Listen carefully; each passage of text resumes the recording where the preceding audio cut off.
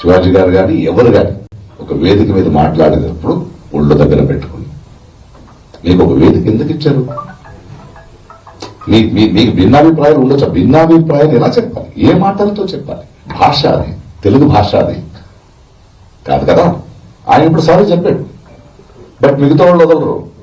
అది స్టార్ట్ అవుతుంది. ఇప్పుడే ట్వీట్ చేశారు అనసూయగా, నువ్వు స్ట్రాంగ్ గా ఉండు, ఆ సంస్కారాల అసహ్యం తెలుస్తుంది నాకు. నన్ను అదే చెప్తుంటారు. ప్రకాష్ రాజు గారు మీరు ఎందుకు మాట్లాడరాళ్ళు? అమ్మని లాక్తారు, చెల్లిని లాక్తారు, కూతురు లాక్తారు, అంటే వాళ్ళ బ్రెయిన్ ఎక్కడుందో అక్కడే మాట్లాడతారు వాళ్ళు. అది ఖచ్చితంగా శివాజీ గారు చెప్పింది తప్పు. ఒక సభ్య సమాజంలో వీ కెనాట్ ఎక్స్పెక్ట్ ఇట్. మీరు ఎవరు చెప్పడానికి? మీ దృష్టి మార్చుకోండి. గిల్లేది ఎవరండి అమ్మాయిని? ఆడవాళ్ళ? మగాళ్లే కదా. మరి నేను పోకులా చెప్పాలా గిల్లితే గిల్లించుకోవాలని? కాదు కదా, ఏం కదా, అది తప్పది.